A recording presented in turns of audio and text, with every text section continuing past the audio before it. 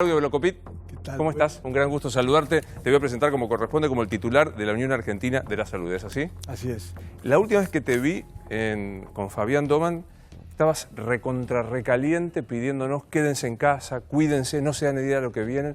¿Cuánto de caliente estás hoy? No, estoy preocupado. Me parece que está toda la gente muy preocupada, muy angustiada. Estamos viviendo momentos de una gran incertidumbre, donde nadie está preparado ni se ha preparado para esto, ni los profesionales de la medicina, ni los que trabajamos en la administración de los servicios médicos, ni la clase política. Y bueno, es mucha incertidumbre, mucha angustia y bueno, pasando el día a día, ¿no? Con todos los sobresaltos que esto tiene, con todas las complicaciones que esto tiene. Pero bueno, es lo que nos toca, ¿no? Lo que nos toca como generación, lo que nos toca como sociedad y lo que tenemos que hacer. Corregime en cifras, 7 de cada 10 afectados por coronavirus se atienden en la salud privada. Sí. ¿Eso es cierto? Desde ese lugar, mirándolos de ahí, ¿se está aplanando la curva o estamos sosteniendo una curva razonable o no? Bueno, es decir, lo que podemos decir son los hechos. Yo creo que toda la futurología es tirar una moneda al aire y tratar de acertar. El primer caso en la Argentina fue el 3 de marzo. Estamos mañana, ya ahora creo que estamos a 3 de abril. Y los números muestran, específicamente los números de muerte, ¿no? Que son dolorosísimos, porque uno se acostumbró a decir números de muerte como la nada misma, ¿no? Entonces, si tenés 22, tenés que ponerte contento y ahí hay 22. Y si tenés, como nosotros, 37, y nos comparamos si estamos mejor, parece una competencia de vallas, ¿no? Pero son muertos, ¿no? Y esto es durísimo. Está claro. Entonces, más allá que si nos vamos al hecho puntual, los números indican que en esta maratón, porque esto no es una carrera de 100 metros, la situación está mejor que en otros países. Ayer contamos de un DNU que estaba en estudio para declarar de interés público toda la salud privada, que se leyó en algún caso como el Estado interviene las entidades privadas. ¿Hubo reuniones? Contame dónde estamos parados. Bueno, sí, generó mucho revuelo. Nosotros eso nos llegó ayer como una información, no nos llegó como un hecho práctico de que esto estaba publicado.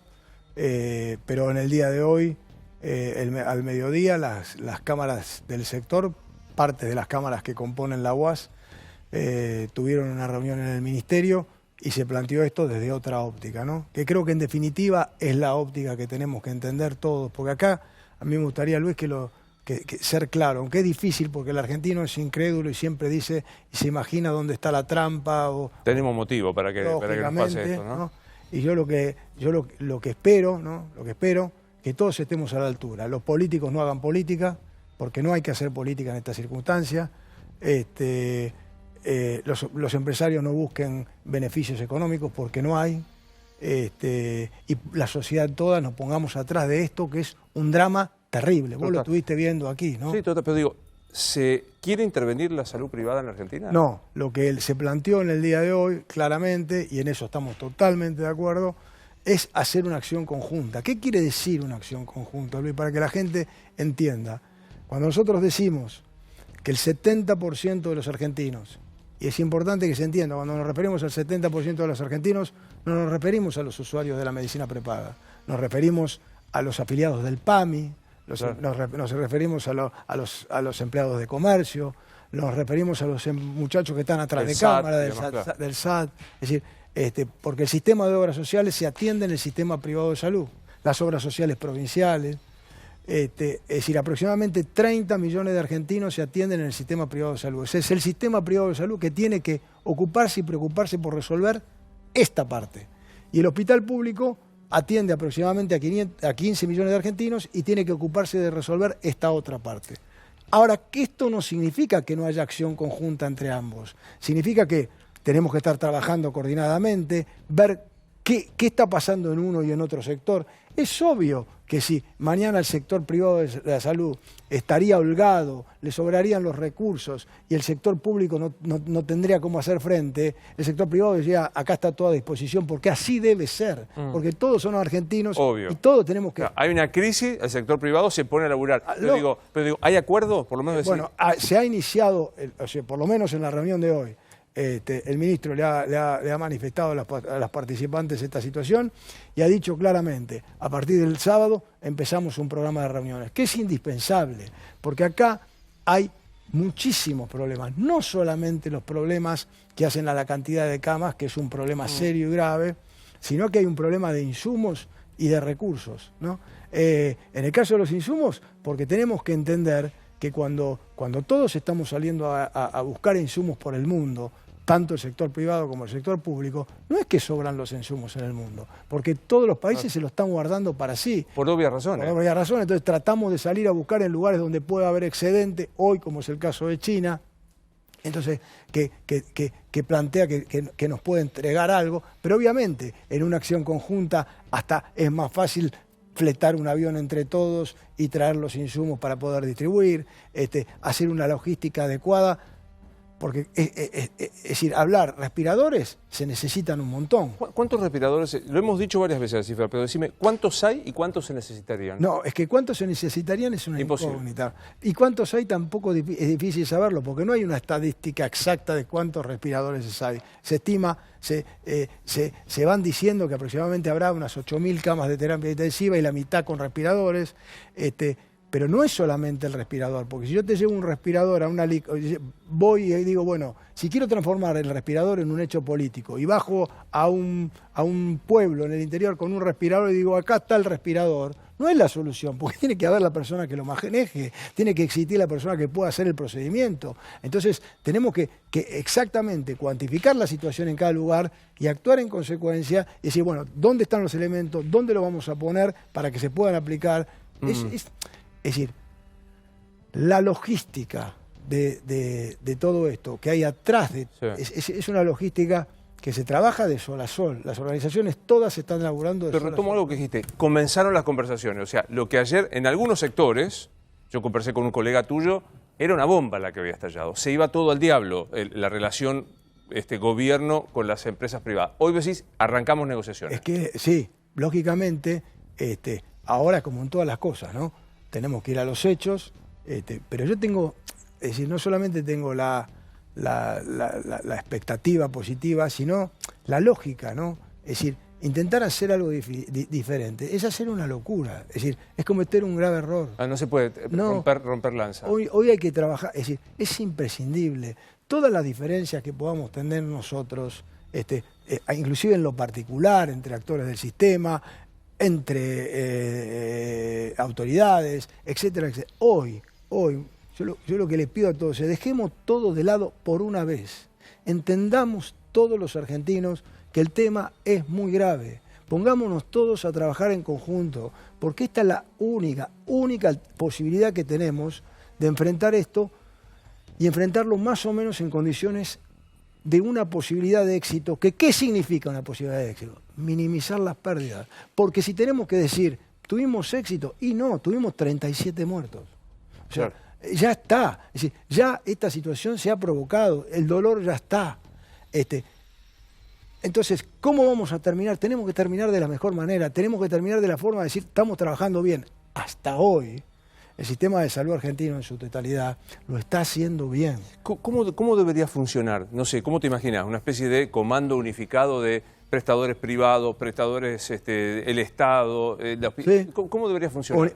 Unificados bajo el mando del ministro, todos los días reunidos en una mesa. Bueno, ¿cómo estamos? ¿Qué nos falta? ¿Qué problemas hay? ¿Cuál es la situación? Es decir, hay momentos, aunque te parezca mentira, Luis, hay momentos que todavía, y es lógico, es decir, esto no es echar culpa, pero es muy difícil. Existe todavía burocracia en el Estado, todavía hay problemas con las importaciones, todavía hay momentos, se está trabajando, todos están laburando para solucionar. Ahora, si estamos todos sentados en una mesa, flaco, la aduana, yo no puedo entrar tal cosa, venga tal otra. Es decir, hoy no es momento de perder ningún... Es decir, porque además, una de las cosas que que nos está permitiendo este tema de lo que es achatar la curva, fundamentalmente, es ganar más tiempo en la preparación. Es decir, si bien ya en la definición esta de guerra que yo doy, ya estamos nosotros en combate, ya estamos con muchísimos casos, ya estamos con muchísimos pacientes en terapia, ya se está trabajando, ya hay acción. Bueno, se prevé, todo indica que la acción va a ser cada vez mayor. Ahora vuelvo a todo esto, ¿no? Pero digo, en la guerra, que fuiste uno de los primeros que salió a plantearlo en términos de guerra y en términos dramáticos. Sí. Yo me acuerdo que algunos criticaban y decían, ¿por qué usa ese tono? Porque lo que se venía es esto que estamos viendo. Y lo que vemos en el mundo. Absolutamente. En esta guerra, el 13A, el 13 de abril, que es cuando termina la cuarentena, ¿qué ves? Es muy compleja la situación. Porque acá es decir, cuando a mí me preguntaron hace un tiempo antes del término de la cuarentena del 31, me preguntaron si se levantaba, yo dije no había ninguna duda que no se levantaba. Ahora hay una situación claramente planteada que entra a jugar y que no la podemos desconocer, que es una situación económica muy complicada. Entonces empieza a haber una presión, y esto hay que decirlo, blanco sobre negro, empieza a haber una presión. Esto no puede continuar parado.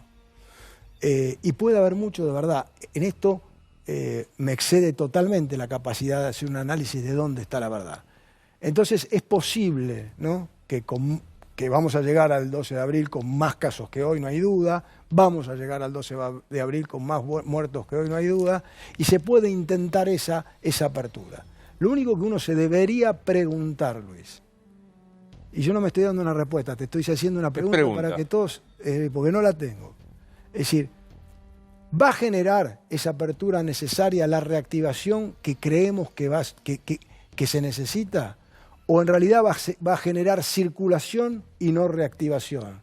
Porque la gente, vos digas, bueno, abren los restaurantes, aunque sea con una medida alejada, y la gente diga, tengo miedo, no voy. Hablen los bares, tengo miedo, no voy. Mi estado de ánimo para comprarme una camisa no está, al shopping no voy.